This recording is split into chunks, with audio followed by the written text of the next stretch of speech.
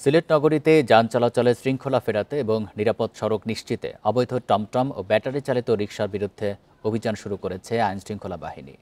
Bundle থাকলে প্রতি সেনমানিতে টাকা বাঁচবে।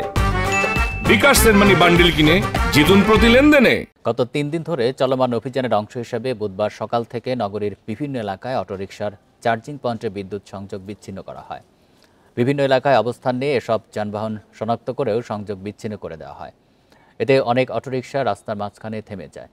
অভিযানে অংশ নেওয়া কর্মকর্তারা জানান, ধাপে ধাপে পুরো নগর জুড়ে এই অভিযান চলবে। যারা নিয়ম ভেঙে অবৈধভাবে যানবাহন চালাচ্ছেন তাদের বিরুদ্ধেও আইনগত ব্যবস্থা নেওয়া হবে। সড়কে শৃঙ্খলা ফিরিয়ে আনতে এবং নগরবাসীর নিরাপদ যাতায়াত নিশ্চিতে এই কার্যক্রম অব্যাহত থাকবে বলে জানান পুলিশ কর্মকর্তারা। 4টি পয়েন্টে গিয়েছি, একটি আপনারা দেখেছেন শুরুতেই তারাই বিচ্ছিন্ন করে রেখেছে, বাকি 3টি পয়েন্ট বিচ্ছিন্ন করা হয়েছে, পিডিবি বিচ্ছিন্ন করেছে। এই অভিযান চলমান থাকবে যতক্ষণ পর্যন্ত না সর্বশেষ পয়েন্টটি পর্যন্ত বিচ্ছিন্ন করা হয়।